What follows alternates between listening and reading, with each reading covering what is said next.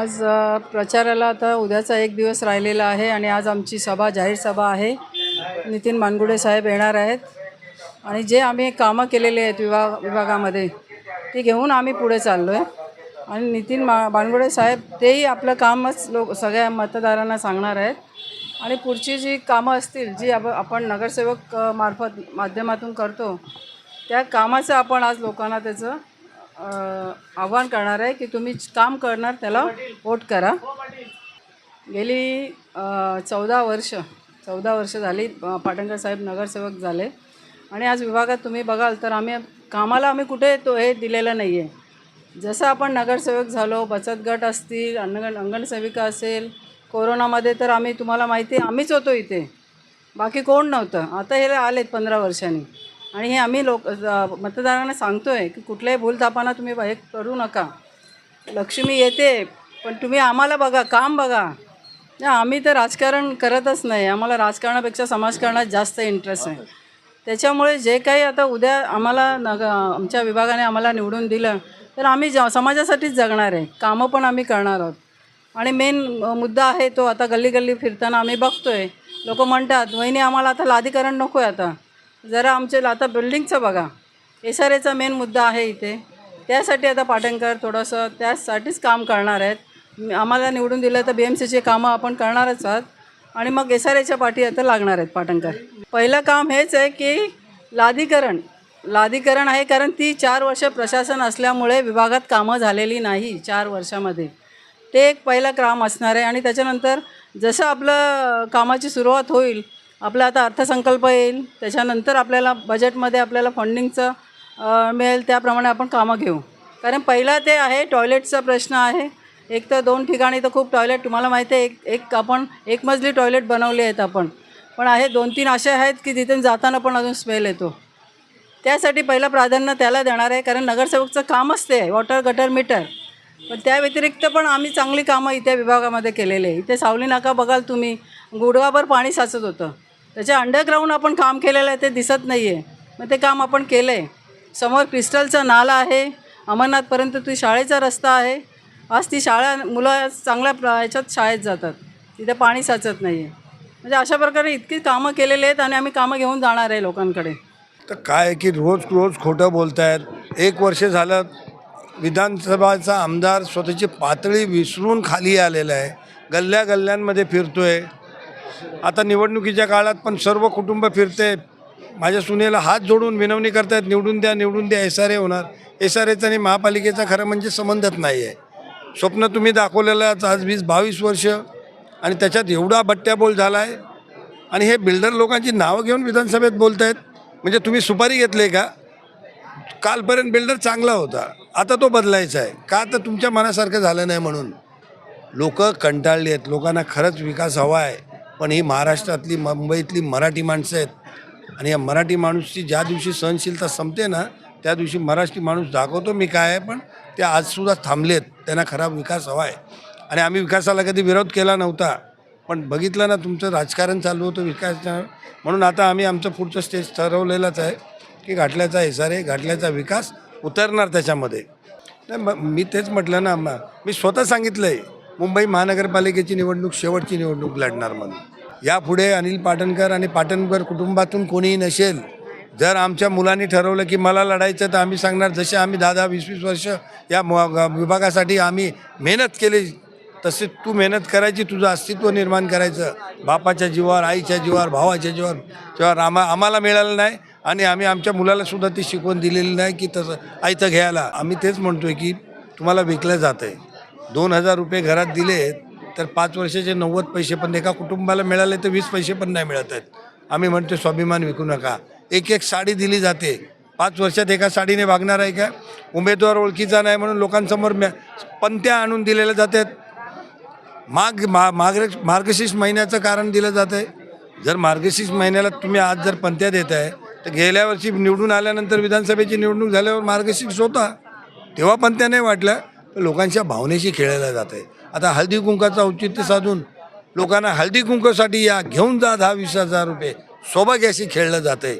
आणि आम्हाला ते लोकांना दाखवून द्यायचं आहे की ह्याने तुमचं इमान विकलं जातं आहे आणि ते पण किती कवडी मोलामध्ये. तुमचा अधिकार विकू नका. संविधानाने दिलेला हक्क आहे आणि तो व्यवस्थित बजवा. आणि खरंच तुम्हाला वाटत असेल की जे समोर उमेदवार आहेत त्यात मीनाक्षी पाटणकर 20-25 वर्ष काम करते, लायक आहे, शिकलेली आहे, ग्रॅज्युएट आहे, चेंबूर नागरिक बँकेत बोर्ड डायरेक्टरवर आहे. तुम्ही डोळ्या मिठाने विचार करा उमेदवाराचा. आणि मी सांगतोय म्हणून नव्हे, पक्ष सांगतोय म्हणून नव्हे, तर तुम्ही तिची कर्तृत्व, तिचं व्यक्तिमत्व बघा आणि मशालला शिक्का मारा. जनतेला तेच सांगणार, सगळ्यांनी उठा, बाहेर पडा. मुंबईच्या आणि महाराष्ट्राच्या अस्तित्वासाठी, स्वतःच्या अस्तित्वासाठी, मुंबईमध्ये आपलं अस्तित्व टिकावं म्हणून, आता नाही तर कधी नाही. ही प्रचाराची सभा होती कुठं? ही विजयाची सभा तर होती. मुळामध्ये गेली काही वर्ष सन्माननीय अनिलजी पाटणकर, मीनाक्षीताई पाटणकर यांनी या घाटला परिसरामध्ये शिवसेनेच्या माध्यमातून प्रचंड मोठं काम उभा केलं आहे. लोकमानसांशी त्यांची असणारी नाळ ही त्यांना निश्चितपणे विजय मिळवून देणार याची खात्री आहे. एक गोष्ट आपण लक्षात घ्यायला पाहिजे की ही फक्त मुंबई महापालिकेची निवडणूक नाही, ही मराठी भाषेची निवडणूक आहे, ही मराठी अस्मितेची निवडणूक आहे, ही मराठी स्वाभिमानाची निवडणूक आहे. ज्या पद्धतीनं त्यांचा मुंबईवर डोळा आहे आणि गेली काही वर्ष सातत्यानं जे त्यांचे प्रयत्न चाललेत त्याच्यामध्ये शिवसेना फोडण्याचा हाही एक तोच प्रयत्न होता. कारण या सगळ्या गोष्टींना अडथळा ठरत होते ते उद्धवजी ठाकरे. त्यामुळंच हे पक्ष फोडायचं काम केलं. फोडा, झोडा आणि राज्य करा ही त्यांची नीती आहे. इंग्रज खरं तर इथं व्यापारी म्हणून आले होते आणि राज्यकर्ते बनले. हे राज्यकर्ते म्हणून आलेत आणि व्यापारी बनलेत. त्यामुळे यांच्यापासून मुंबई सुरक्षित ठेवायला हवी. मुंबई मराठी माणसाची आहे आणि मुंबईत मराठी माणूसच असेल. एक गोष्ट आपण लक्षात घेतली पाहिजे की उत्तम आरोग्य, उत्तम शिक्षण, उत्तम पायाभूत आणि मूलभूत सोयीसुविधा या सर्वसामान्य माणसांच्या गरजा असतात. महानगरपालिकेची ही सगळ्यात महत्त्वाची कामं आहेत आणि गेली 25-30 वर्ष या महानगरपालिकेवर शिवसेना उद्धव बाळासाहेब ठाकरे पक्षाची सत्ता आहे. त्यामुळं देशभरातून रोजीरोटीसाठी इथं येतात त्या सगळ्यांना आपल्या मायकुशीत घेऊन त्या सगळ्यांना ह्या सोयीसुविधा पुरवण्याचं काम महानगरपालिकेच्या माध्यमानं अत्यंत उत्तम पद्धतीनं झालं आहे. या परिसरामध्ये ते पाटणकरांच्या माध्यमातून झालं आहे. त्यामुळं लोकांना असणाऱ्या अपेक्षा निश्चितपणे पूर्ण झाल्यात. त्यामुळं आता भविष्यासाठी जे काही करायचं आहे त्यासाठी निश्चितपणे त्यांचा विश्वास हा सौभाग्यवती मीनाक्षीताई पाटणकर यांच्यावर आहे, अनिलजी पाटणकर व यांच्यावर आहे, शिवसेना उद्धव बाळासाहेब ठाकरे पक्षावर आहेत आणि निश्चितपणे शिवसेना ते सगळं करेल. जे निवडणूक असते ही झाल्यानंतर सर्वांनी पुन्हा गुण्यागोविंदाने आपापलं काम करायचं असतं. हे करत असताना मला प्रकर्षाने जाणवलं, मी जेव्हा पाटणकर साहेबांच्या विरोधात उभा होतो त्यावेळेला त्यांनी कधी मला म्हणजे कुठे माझ्या विरोधात एखादी गोष्ट केली नाही, मी कधी केलं नाही, कारण अशी गोष्टच करायला काय लागली नाही. त्यानंतर कोरोनाचा काळ आला. कोरोनाच्या काळामध्ये कोणीही इतर जे कोण आता आले असतील आमचे इतर लोक, हे कोणी नव्हते. दीपक सावंत होता, मी होतो आणि हे सगळे पाटणकर वहिनी होत्या, सगळे सैनिक होते, शिवसैनिक होते.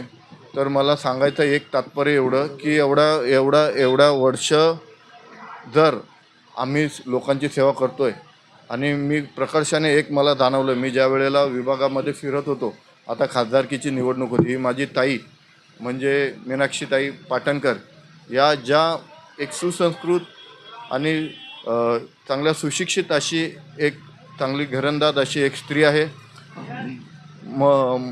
लोकांशी कसं नातं जुळायचं ते कामापुरतं मामा बघत नाहीत, तर त्या लोकांशी मनापासून नातं जुळतात. म्हणून मलाही ते भावलं. म्हणून एक भाऊ म्हणून मी माझं कर्तव्य समजतो की आत्ताच्या निवडणुकीला कोणीही कुठल्या भूलथापांना बळी पडण्यापेक्षा काळा पैसा कधीही तुमच्याकडे कितीही येईल, परंतु अस्सल एक नंबरी सोनं जे आहे ते म्हणजे हे आमची पाटणकर मीनाक्षीताई पाटणकर आहे. पाटणकर साहेबांनी त्यांची नाल कधी तोडली नाही. म्हणजे लोकांमध्ये ज्या वेळेला कोरोना झाला किंवा ते नगरसेवकाचं इलेक्शनच्या टर्म संपल्यानंतर देखील ते प्रत्येक कामामध्ये लोकांच्या सुखदुःखात हजर होते, सगळ्यांना मदत करायचे. या सगळ्या गोष्टी चालू असताना शेवटी विरोध कसा असतो, हा तेवढ्यापुरता तेवढा असतो. जर एखाद्याला स्वार्थच असतं तर आता सगळ्यांना माहिती आहे की कुठे आर्थिकदृष्ट्या किंवा इतर प्रलोभने दिली जातात. या सगळ्यांना झुगारून आम्ही एक सच्चा मतदार, एक मी सामाजिक कार्यकर्ता आहे, ह्या हिशोबाने माझ्या मनाला पटलं की ही माझी ताई उभा आहे आणि तिला निवडून देणं गरजेचं आहे. म्हणून मी देखील तेवढ्यात जिद्दीने सगळीकडे फिरतो आहे आणि सगळ्या लोकांना विनंती करतो की ह्या माझ्या ताईला निवडून द्या. दुसऱ्या विरोधात बोलणं फार सोपं असतं, पण स्वतःचं चांगलं जर स्वतःकडं चांगलं असेल तर दुसऱ्या विरोधात बोलायचंच कशाला, कारण त्यांना दुसरं काय बोलताच येणार नाही. एवढं पाटणकर साहेबांनी चांगलं कामं केलेले आहेत. आणि जर निवडून आले तर मी एक सामाजिक कार्यकर्ता म्हणून मी माझ्या वतीने सांगू इच्छितो की हे तर मीटर गटर हे सगळं आहेच, परंतु त्याच्यासोबतच एक व्यसनमुक्तीचं एक मी नक्कीच इथे त्यांच्यामार्फत लावीन. स्वच्छता मोहीम असू दे, पुन्हा सांगतो शताब्दी जे हॉस्पिटल आहे, ज्या शताब्दी हॉस्पिटलचं खाजगीकरण होत चाललं आहे त्याच्यासाठी सगळ्यात पहिला लढा मुंबईमध्ये जेवढे हॉस्पिटल आहेत तो मी लढलेला आहे. काही लोक आमचे गुरु सांगतात की त्यांनी काय काय केलं काय काय नाही हे त्यांना माहिती, काय केलं असेल काय नाही हे सगळ्या लोकांना माहिती आहेत. एवढं सांगू इच्छितो की नक्कीच आपला जो मशाल आहे ही जिंकून येणार आणि ही मशाल सगळ्या खोटारड्या लोकांना जाळून टाकणार. या मशालीच्या आगीमध्ये सगळे जळून जाणार. ही मशाल गोरगरिबाची मशाल आहे. जर घरी जेवण शिजत नसेल या आगीनेच आपलं जेवण शिजू शकतं अशी ही मशाल आहे. आणि ह्या सगळ्यात कोणीही पैशावर भाड्याने आणलेल्या नसतात, तर हे तनमनाने काम करणारे असतात. आणि कोणी काय दिलं तर मी सगळ्या जनतेला नम्रतेपूर्वक विनंती करतो की आलेले जी काही संपत्ती असेल जे काही गोष्टी असतील ते घ्या, पण ह्या माझ्या लक्ष्मीला म्हणजे आमच्या मीनाक्षीताई पाटणकर यांना निवडून द्या अशी मी तुम्हाला सर्व जनतेला विनंती करतो. आणि आपण सर्वांना 2 नंबरचं जे बटन आहे, जे मशालीचं बटन आहे ते दाबून आपण सर्वांनी निवडून द्यायचं आहे अशी विनंती करतो. आणि धन्यवाद.